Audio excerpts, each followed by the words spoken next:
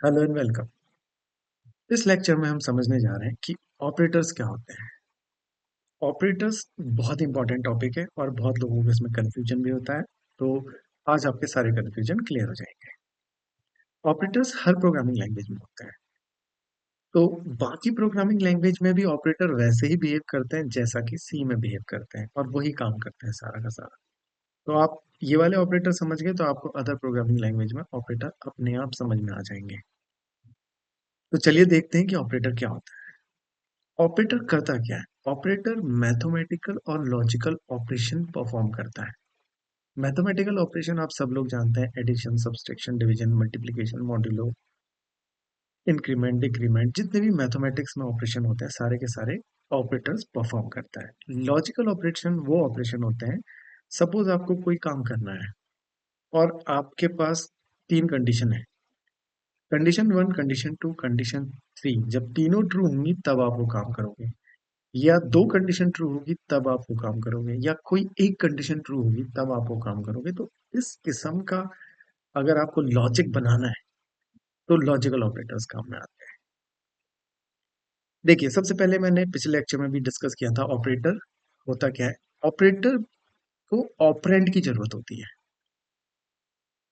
ठीक है। उसके राइट हैंड साइड में एक ऑपरेंड और लेफ्ट हैंड साइड में एक ऑपरेंड ऐसा हो सकता है। अगर दो ऑपरेंड हैं उसके, एक लेफ्ट में भी है एक राइट में भी है, तो उस ऑपरेटर को बाइनरी ऑपरेटर कहेंगे। जिसे दो ऑपरेंड की जरूरत होती है, जिसे एक ऑपरेंड की जरूरत होती है उसे यूनरी ऑपरेटर कहते हैं, और जिसे तीन ऑपरेंड की जरूरत होती है उसे टर्नरी ऑपरेटर कहते हैं। एग्जाम्पल, जैसे मान लीजिए प्लस है। प्लस अगर आप यूज कर रहे हैं एज अ बाइनरी ऑपरेटर तो आपको दो ऑपरेंड चाहिए, पांच एक नंबर है और दो एक नंबर है जिसे मैं जोड़ना चाह रहा हूँ। तो दो नंबर ये कहलाएंगे ऑपरेंड और बीच में ये प्लस कहलाएगा ऑपरेटर। तो इस ऑपरेटर को पांच और दो यानी दो ऑपरेंड की जरूरत है, यानी ये बाइनरी ऑपरेटर है। यूनरी प्लस भी होता है, जैसे मान लीजिए मैंने खाली लिख दिया +5 या मैंने खाली लिख दिया -5। इस -5 का मतलब है कि ये नंबर की वैल्यू बता रहा है कि ये नेगेटिव नंबर है, ये +5 ये बता रहा है कि ये पॉजिटिव नंबर है। तो इस समय प्लस आपका यूनरी प्लस और यूनरी माइनस की तरफ बिहेव कर रहा है, ठीक है। तो सी में जैसे कि यहाँ पे हमने सेग्रीगेट किया है, there are 8 types of operator in C. Arithmetic operator, relational, logical, assignment, increment, decrement operator, conditional operator, bitwise operator और स्पेशल ऑपरेटर्स। एक एक करके समझते हैं क्या है ये ऑपरेटर्स। तो सबसे पहले अर्थमेटिक ऑपरेटर, जैसा कि मैंने अभी आपको बताया, एडिशन, सब्सट्रैक्शन, मल्टीप्लिकेशन, डिवीजन और मॉड्यूलो, ये पांचों के पांच अर्थमेटिक ऑपरेटर की कैटेगरी में आते हैं। एडिशन, जैसे कि दो नंबरों को ऐड करना है। यूनरी प्लस भी मैंने आपको बता दिया है, अगर उसके आगे प्लस लगा होगा एक ही ऑपरेंड तो प्लस जो है तो दोनों की तरफ बिहेव करता है, बाइनरी ऑपरेटर और यूनरी ऑपरेटर। तो यूनरी ऑपरेटर में उसे यूनरी प्लस कहते हैं, वो नंबर की जस्ट वैल्यू बताता है कि वो पॉजिटिव है कि नेगेटिव है। यूनरी माइनस भी बताता है कि नंबर नेगेटिव है कि पॉजिटिव है। अगर आप दो नंबर को घटा रहे हैं तो वो बाइनरी ऑपरेटर की तरह बिहेव करेगा। मल्टीप्लिकेशन भी सभी जानते हैं, मल्टीप्लाई करता है दो नंबर को। डिवीजन भी आप सब जानते हैं, डिवीजन करने के काम पे आता है। मॉड्यूलो ऑपरेटर एक थोड़ा सा नया ऑपरेटर है, इसे मैं आपको बता देता हूँ क्या होता है। मॉड्यूलो डिवीजन का मतलब है डिवाइड करता है ये भी, लेकिन ये रिमाइंडर को शो करता है, मतलब ये रिमाइंडर बताता है कि आपका कितना रिमाइंडर बचा। जैसे सपोज मैं 5 मॉड्यूलो 2 लिखूंगा, अगर, तो इसका आंसर, अगर मैं 5 डिवाइडेड बाई 2 करता हूँ तो इसका आंसर आएगा 2.5। लेकिन अगर मैं 5 मॉड्यूलो 2 करता हूँ तो इसका आंसर आएगा 1। 1 कैसे? क्योंकि 2 को मैंने 5 से डिवाइड किया, तो कितने टाइम किया, 2 2 जा 4, और क्या बचा, 1 बचा। तो जो ये बचता है रिमाइंडर, वो रिमाइंडर को हम स्टोर कर लेते हैं किसी वेरिएबल में, उसी को हम बोलते हैं मॉड्यूलो। मॉड्यूलो आपको रिमाइंडर निकाल के देता है बस, और उसे आप नहीं स्टोर कर सकते हो। तो मॉड्यूलो जो है वो बस एक बात ध्यान रखिएगा कि फ्लोटिंग पॉइंट नंबर के साथ काम नहीं करता है। जैसे अगर मैंने 5.2 लिख दिया और उसका मैं मॉड्यूलो निकाल रहा हूँ 2 से, तो वो नहीं आएगा। मॉड्यूलो इंटीजर्स के साथ ही काम करता है, ठीक है।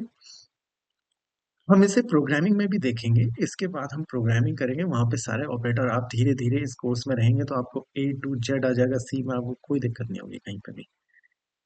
कुछ अगर हम मिस भी कर रहे होंगे तो वो हम आगे के लेक्चर्स या जिस समय हम प्रैक्टिकल करेंगे उस समय देख लेंगे। रिलेशनल ऑपरेटर, जैसा कि नाम से ही पता चल रहा है, ये दो लोगों के बीच में रिलेशन बताता है। जैसे कि मान लीजिए मुझे ए और बी मेरे दो वेरिएबल, मैं पूछना चाहता हूँ क्या ए बी से छोटा है या ए बी से बड़ा है। ये आपने मैथमेटिक्स में पढ़े भी होंगे। Less than, greater than, less than equal to, greater than equal to, equal to and not equal. ये छह ऑपरेटर आपके रिलेशनल ऑपरेटर कहलाते हैं। लेस देन मतलब आपको पता ही है कि छोटा, लेस देन इक्वल्स टू यानी छोटा या बराबर, ग्रेटर देन मतलब बड़ा, ग्रेटर देन इक्वल टू यानी बड़ा या बराबर, इक्वल्स टू ऑपरेटर क्या है देखिए। इक्वल्स टू ऑपरेटर का मतलब है कि ये नंबर क्या इसके बराबर है, ए बी के बराबर है। अगर मैंने लिख दिया ए इक्वल्स टू बी, तो ये रिटर्न क्या करता है, ये रिटर्न करता है, मतलब ये आपको आंसर क्या देगा। अगर आप ऐसा लिखोगे ये आंसर देगा ट्रू या फॉल्स, या मतलब ये देगा वन या जीरो। अगर आपने लिखा ए इक्वल्स टू बी, तो ये आपको रिटर्न करके देगा ट्रू या फॉल्स, मतलब ये बताएगा हाँ सही है कि नहीं है, सही है नहीं है कैसे, मतलब सपोज ए की वैल्यू है 5 और बी की वैल्यू है 4 में भी। तो मैंने अगर लिखा ए इक्वल्स टू बी, तो इस समय ये आंसर देगा जीरो यानी फॉल्स। इसका मतलब है ए बी के बराबर नहीं है अभी। ए 5 है, बी 4 है, तो ए बी के बराबर नहीं है। ये चेक करता है कि दो वैल्यू इक्वल है कि नहीं है। अगर मैं यहाँ पे b को 4 की जगह 5 लिख दूं, अब आंसर आएगा 2 यानी 1। अब a b के बराबर है। तो जब आपको चेक करना हो दो नंबर या वेरिएबल्स कि a इसके बराबर है कि नहीं है, तो वहां पे आप इक्वल्स टू ऑपरेटर यूज करेंगे। नॉट इक्वल्स टू का उल्टा, कि क्या नहीं बराबर है। अगर मैंने लिख दिया a not equals to b, sorry, A B के बराबर नहीं है और ए की वैल्यू 5 है और बी की वैल्यू सपोज करो 4 है, तो यहाँ पे आंसर आएगा ट्रू। अगर ये दोनों बराबर नहीं होंगे तभी आंसर देगा ट्रू, अगर ये दोनों बराबर होंगे तभी आंसर देगा फॉल्स। इक्वल्स टू, जब ये दोनों बराबर होंगे तब आंसर देगा ट्रू, नहीं बराबर होंगे तो आंसर देगा फॉल्स, यानी इसका ठीक रिवर्स में काम करता है नॉट इक्वल्स टू। चलिए अब अर्थमेटिक ऑपरेटर को प्रैक्टिकल एग्जांपल के साथ समझ लेते हैं। मैं ऑनलाइन कंपाइलर प्रोग्रामर्स यूज कर रहा हूँ, जिसमें हम लेफ्ट हैंड साइड कोड लिखते हैं, राइट हैंड साइड हमें यहाँ पे हमारा आउटपुट नजर आता है। ये रन का बटन है जिससे कि हमारा प्रोग्राम कंपाइल हो जाता है। मैंने अपने प्रोग्राम में stdio.h यानी standard input output header file include की है, क्योंकि मैं इसके अंदर जो फंक्शंस डिफाइन है वो अपने मेन प्रोग्राम में यूज करने जा रहा हूँ। हमारा जो मेन है वो यहाँ से स्टार्ट है इंट मेन। ध्यान रखिएगा पूरे प्रोग्राम में सिर्फ एक ही मेन फंक्शन होगा, आप एक से ज्यादा मेन फंक्शन नहीं बना सकते। तो चलिए देखते हैं अर्थमेटिक ऑपरेटर। अर्थमेटिक ऑपरेटर कौन कौन से हैं हमारे पास। प्लस है, माइनस है, multiply, divide, module. Plus minus multiply divide तो मेरे ख्याल से सभी को आते होंगे। जैसे कि अगर मैं इंट ए एक वेरिएबल लूँ, उसकी वैल्यू दे दूँ 10 और एक बी वेरिएबल लूँ, उसकी वैल्यू दे दूँ 20 और प्रिंट एफ में लिखूँ सम इज, ये मेरी स्ट्रिंग है, ये एज इट इज प्रिंट हो जाएगी। प्रिंट एफ के अंदर मैं जो भी लिखता हूँ एज इट इज प्रिंट हो जाता है। अगर मुझे कोई न्यूमेरिकल या कोई वैल्यू इसमें प्रिंट करनी है, जैसे मुझे दिखाना है सम इज 30, क्योंकि 10 और 20 को ऐड करके यहाँ पे 30 आएगा, तो मैं यहाँ पे सम इज 30 दिखाना चाहता हूँ, तो मैं परसेंटेज डी यूज करूंगा। इसकी जगह पर हम जो भी प्रिंट कराना चाहते हैं वो हम प्रिंट करा सकते हैं कॉमा के बाद उसे लिख कर। तो मैं यहाँ पे लिख देता हूँ ए प्लस बी। यहाँ पे मैंने लिखा ए प्लस बी। यहाँ पे मैंने एक ऑपरेटर यूज किया, एडिशन ऑपरेटर, अर्थमेटिक ऑपरेटर, जो ए और बी को ऐड कर देगा और उसकी जो वैल्यू आएगी वो इस परसेंटेज डी की जगह पे प्रिंट हो जाए। अगर मैं प्रोग्राम को रन करता हूँ, देखिए आ गया सम इज 30, तो मेरा आउटपुट 30 आ गया। इसका मतलब अर्थमेटिक ऑपरेटर ने इन दोनों को ऐड कर दिया।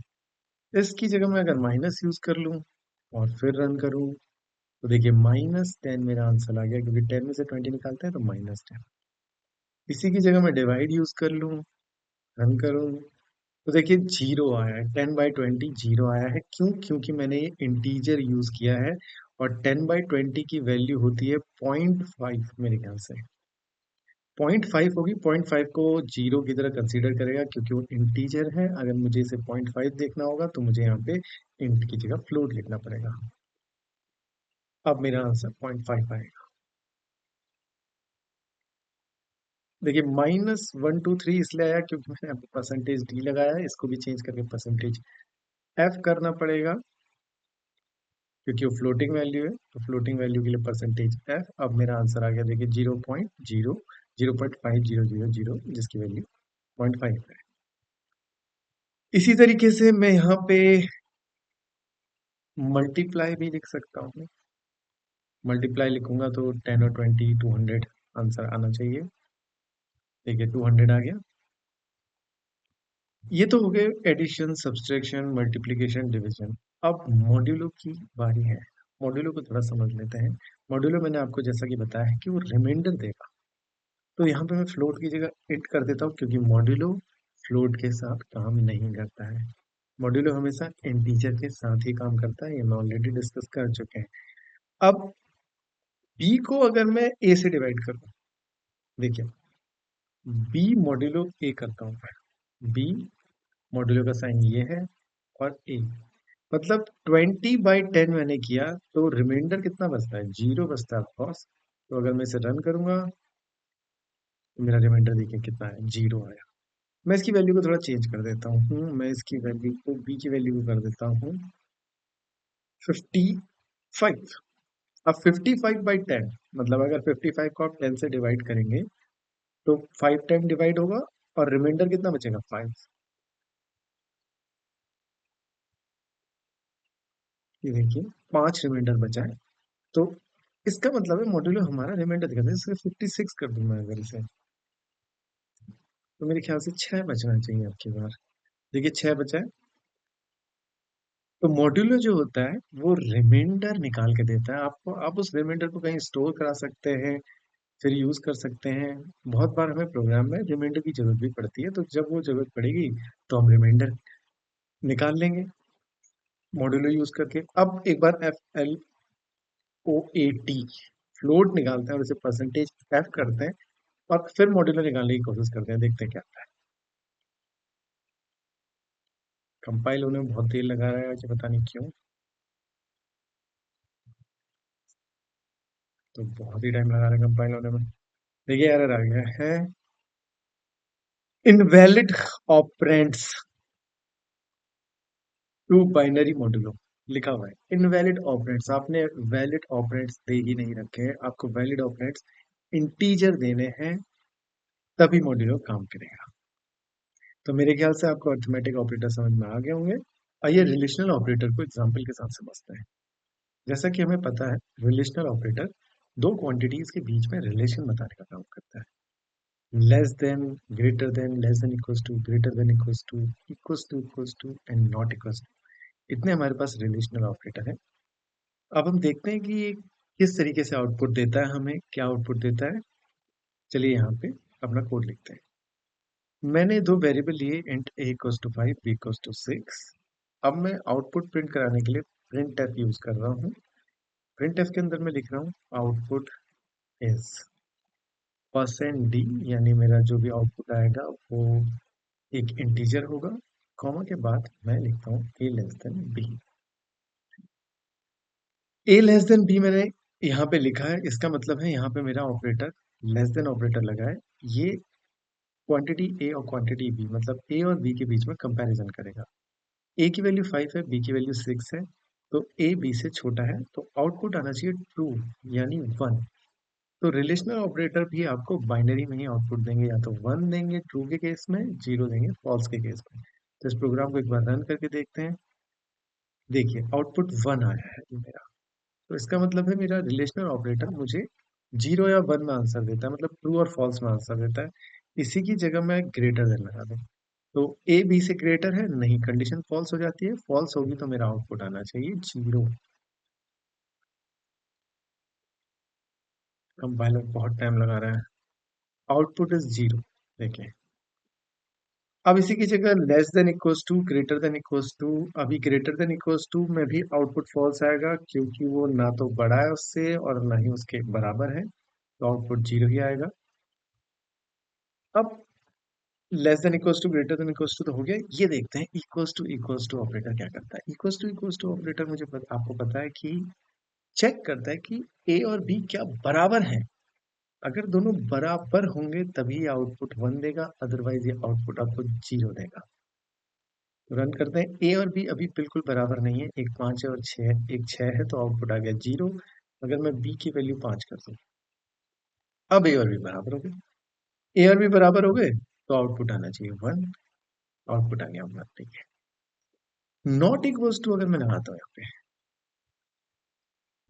एक्सक्लेमेशन और इक्वल्स टू, मतलब नॉट इक्वल्स टू है। नॉट इक्वल्स टू का मतलब होता है कि क्या ये बराबर नहीं है। अभी तो ये दोनों बराबर है और मैंने पूछा है क्या ये बराबर नहीं है, तो आउटपुट है फॉल्स। नहीं, अभी ये बराबर नहीं नहीं है, ये बराबर है, तो ये आउटपुट देगा आपको जीरो। देखिए जीरो दिया। अब मैं इन दोनों की वैल्यू को चेंज कर देता हूँ, इसको 5 कर देता हूँ, इसको 6 कर देता हूँ। अब ये पूछ रहा है क्या ए बी के बराबर नहीं है। हाँ, ए बी के बराबर नहीं है। ए 5 है, बी 6 है, तो आउटपुट आना चाहिए वन। ये देखिए मेरा आउटपुट आ गया वन। तो ये है हमारे रिलेशनल ऑपरेटर जो हमें बाइनरी में आउटपुट देते हैं हाँ या ना, मतलब ट्रू और फॉल्स। तो हमने सारे रिलेशनल ऑपरेटर यूज करके देख लिए, होपफुली आपको ये समझ में आ गया होगा। प्रैक्टिस करिएगा, अगर कोई डाउट हो तो आप मुझसे पूछ सकते हैं।